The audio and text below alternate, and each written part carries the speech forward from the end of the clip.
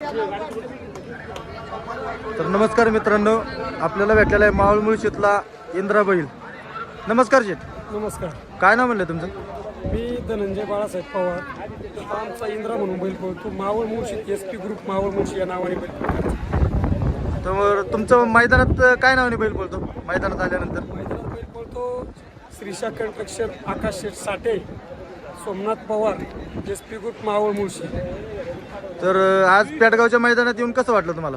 पेडगावच्या मैदानात येऊन जर सांगायचं म्हटलं तर जे आपण म्हणतो बैलगाडा क्षेत्रातली पंढरीची वारी किंवा तसं हे अतिशय मोठं मैदान आहे आणि त्याच्याबद्दल जे काय बोलायचं त्याबद्दल खरंच करीन तेवढं कौतुक कमी.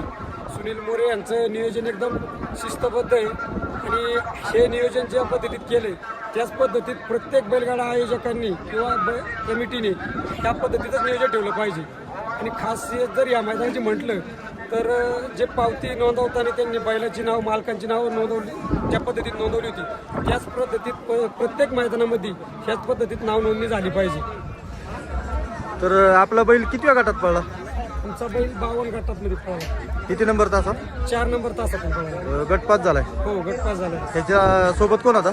त्याच्यासोबत मुंबईचा आमचा एक वजीर म्हणून बैल होता. गाडी कोणी आणली?